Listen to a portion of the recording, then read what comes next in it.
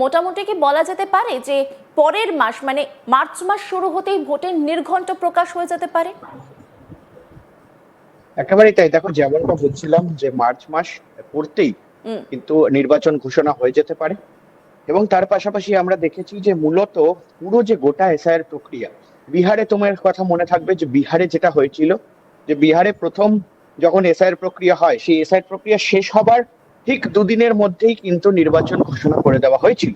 এবং ঠিক এই সময়ও কিন্তু একই রকম হয়তো দেখা যাবে যে কোথাও গিয়ে যে এই যে পুরো বিষয়টা রয়েছে, পুরো নির্বাচন যে এসআইআর প্রক্রিয়াটা চলছে নির্বাচন কমিশন দ্বারা, সেই প্রক্রিয়া শেষ হবে 14 তারিখ সময়সীমা ছিল যে ফাইনাল লিস্ট বেরোবে।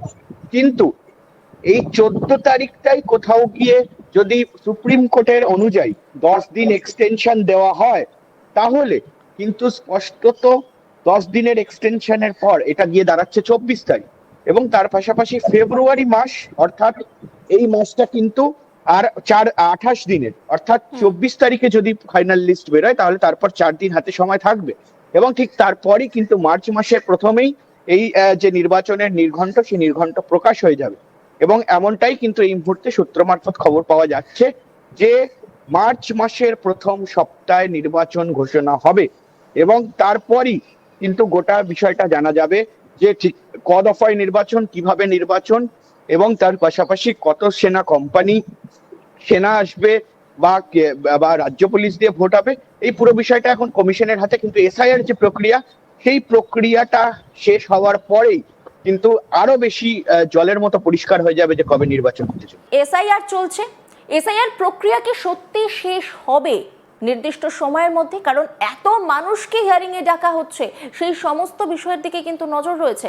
তার মাঝখানে সব থেকে বড় প্রশ্ন, নির্বাচন কত দফায় হতে পারে? অনির্বাণ, ইতিমধ্যেই যে তথ্য সামনে আসছে যে নির্বাচন এক দফাতেও হতে পারে, আবার অনেক সময় শোনা যাচ্ছে 2 থেকে 3 দফায় হতে পারে। কিন্তু পশ্চিম বাংলার নির্বাচনের যদি ইতিহাস আমরা দেখি, তাহলে আমরা দেখব বিগত বেশ কিছু বছর ধরে নির্বাচন 7 দফা 8 দফা অবধি হয়েছে। সেখানে দাঁড়িয়ে হঠাৎ করে এত কম দফায় নির্বাচন সত্যিই কি সম্ভব? নির্বাচন কমিশনের তরফ থেকে তুমি কি জানতে পারছো? দেখো, এই মুহূর্তে যা খবর রয়েছে যে কোথাও গিয়ে কিন্তু নির্বাচন কমিশন তারা চাইছে যে খুব সুষ্ঠুভাবে তাড়াতাড়ি নির্বাচনটাকে করতে। আমরা জানি, আমরা দেখেছি যে বিহারে এবারে যে ভোট হয়, সেই ভোট মাত্র 2 দফায় হয়। সেখানে 200-র আশেপাশে যে সিট সংখ্যা, সেই সিট সংখ্যা ছিল। এবং সেই সময়ও কিন্তু আমরা দেখি যে 2 দফায় ভোট করা হয়। এবং এই মুহূর্তে দাঁড়িয়ে স্পষ্টত এটাও বোঝা যাচ্ছে যে কোথাও গিয়ে পশ্চিমবঙ্গের ক্ষেত্রেও কিন্তু কম দফায় ভোট করার চিন্তা ভাবনা করছে ইলেকশন কমিশন। এবারে মূলত বলে রাখি যে কমিশন সূত্রে যে খবর রয়েছে, সেই খবর স্পষ্ট। এবং সেই খবরে বলা হয়েছে সিইওর তরফ থেকে, যে সূত্র মারফত খবর রয়েছে সিইও দফতর থেকে, যে পশ্চিমবঙ্গের সিইও অর্থাৎ চিফ ইলেকটোরাল অফিসার এবং তার পাশাপাশি কমিশনের কাছে যা চিঠি দেওয়া হয়েছে, কমিশনের সঙ্গে যে কথা আদান প্রদান হয়েছে, তা সেই সূত্র মারফত যে খবর রয়েছে, সেই সূত্রে স্পষ্ট যে রাজ্যে যদি এক দফায় নির্বাচন হয়, সেটাতেও কিন্তু সিইও দফতর প্রস্তুত রয়েছে। এবং এক দফায় নির্বাচনের ক্ষেত্রে কিন্তু অনেকগুলো প্রোটোকল থাকবে। ভুলে গেলে চলবে না যে অতীতে এর আগে একেবারে সরাসরি যে নির্বাচন আমরা দেখেছি, সেই নির্বাচন 7 দফা 8 দফা পর্যন্ত কিন্তু পশ্চিমবঙ্গে হয়েছে। আমরা 2021 সালে দেখেছি। আমরা 2024 সালের লোকসভা নির্বাচন, যে লোকসভা নির্বাচনে 42টি সিট রয়েছে, সেই লোকসভা নির্বাচনও একাধিক ভাগে হয়েছে আমরা দেখেছি। ফলে সে জায়গায় দাঁড়িয়ে 7 দফা 8 দফা থেকে একবারে টেনে এনে এক দফায় নামানো, এটা কিন্তু কঠিন কাজ হতে চলেছে। কিন্তু কোথাও গিয়ে তারা চাইছে যে একাধিক কোম্পানি, সেনা, সেন্ট্রাল ফোর্স দেওয়া, পুলিশি তৎপরতা এর সঙ্গে কিন্তু এক দফায় নির্বাচন করতে। অর্থাৎ যদি এক দফায় নির্বাচন করতে হয়, তাহলে সিইও দফতর তারা তৈরি, এমন কথাই কিন্তু তারা বলেছেন, এমন কথাই কিন্তু সূত্র মারফত খবর। অর্থাৎ এক দফায় নির্বাচন যদি হয়, অবাক হবার কিছু থাকবে না। কিন্তু এই মুহূর্তে দেখার যে 294টা সিট, 294টা অ্যাসেম্বলি, উত্তরবঙ্গ থেকে দক্ষিণবঙ্গ, বিহারের থেকে বিস্তর বড় রাজ্য পশ্চিমবঙ্গ, এবং বুথের সংখ্যা অনেক বেশি, সিটের সংখ্যা অনেক বেশি। অর্থাৎ সে জায়গায় দাঁড়িয়ে কোথাও গিয়ে কি 2 দফায় হবে, এই জল্পনাও কিন্তু চলছিল যে প্রথমে উত্তরবঙ্গে ভোট করে দেওয়া এবং ঠিক তারপরে কিন্তু দক্ষিণবঙ্গে ভোট করে দেওয়া, এবং এই দু দফার বিষয়টাও কিন্তু কোথাও গিয়ে চলছিল কিছুদিন আগে।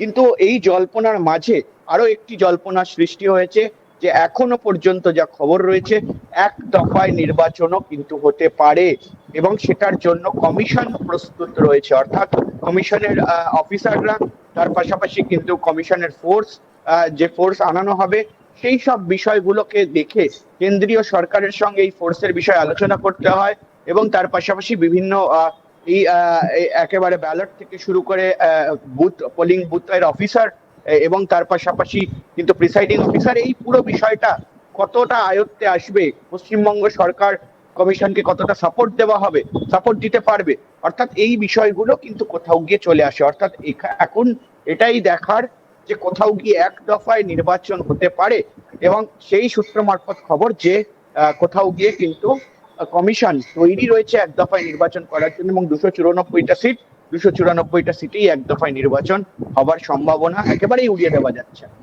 অনির্বাণ, পাশাপাশি দেখো একটা বিষয়, তুমি যেমন বললে যে বিহারের কথা, বিহার আর বাংলা দুটো ভোটের কিন্তু সমীকরণ অনেক আলাদা।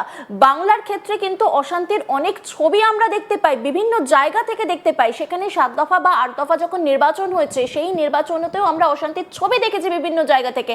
সেখানে যদি এক দফায় ভোট হয়, গোটা পরিস্থিতি কিভাবে সামলানো সম্ভব? মানে উত্তর থেকে দক্ষিণ সর্বত্র তো অশান্তির তো বিভিন্ন তাহলে ছবি আসতেই থাকবে সামনে। দেখো একেবারেই তাই, সেটাই সব থেকে বড় কনসার্ন, সেটাই সব থেকে বড় প্রশ্ন।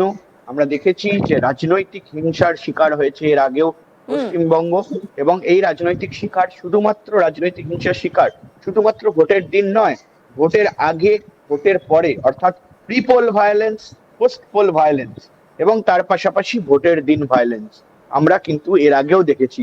অর্থাৎ আমরা 7 দফা 8 দফায় যে নির্বাচন হয়েছে সেই নির্বাচনেও আমরা দেখেছি যে কোথাও গিয়ে মানুষ আক্রান্ত হচ্ছে, সেটা বিরোধী দলের হোক বা সেটা শাসক দলের হোক, একটা হিংসি আকচাকচি কিন্তু থেকেই যায়, এবং ভোট নিয়ে রিগিং, ছাপ্পা, এই ধরনের অভিযোগ একাধিকবার উঠেছে। আমরা পঞ্চায়েত ভোটের একটা স্পষ্ট চিত্র এর আগে দেখেছি যে পশ্চিমবঙ্গে যখন পঞ্চায়েত ভোট হয় সেই সময় ব্যালট পেপার কেউ চিবিয়ে খেয়ে নিচ্ছেন, কেউ ব্যালটের বক্স নিয়ে গিয়ে ফেলে দিচ্ছেন পুকুরে, এই ধরনের ছবিও কিন্তু উঠে এসছে। অর্থাৎ কমিশন কিন্তু এই সব দিকেও বেশ নজর রেখেছে যে এত সহজে যদি এক দফায় ভোট করে দেওয়া যায় তাহলে কিন্তু একেবারেই চলবে না। অর্থাৎ সে জায়গায় দাঁড়িয়ে আমি যেমনটা বলছিলাম যে কেন্দ্রের তরফ থেকে, রাজ্যের তরফ থেকেও কিন্তু সাপোর্ট জরুরি। অর্থাৎ এই যে জওয়ানরা রয়েছেন, কোথাও গিয়ে সিআরপিএফ জওয়ান, আরপিএফ জওয়ান, এই যে জওয়ানরা রয়েছেন সেই জওয়ানদেরকে কত কোম্পানি সেনা বা কত কোম্পানি জওয়ান এনে সেখানে দাঁড়িয়ে কিন্তু বিভিন্ন বুথে তাদেরকে প্লেস করা, তাদেরকে বিভিন্ন পাড়ায় পাড়ায় প্লেস করা, বুথে বুথে প্লেস করা, একেবারে বিভিন্ন বিধানসভা এলাকায় প্লেস করা, এটাও কিন্তু যেরকম চ্যালেঞ্জিং রয়েছে। কারণ একটা জিনিস ভুলে যেও না যে পশ্চিমবঙ্গ শুধু নয়, পশ্চিমবঙ্গের পাশাপাশি কিন্তু একাধিক রাজ্যে ভোট রয়েছে।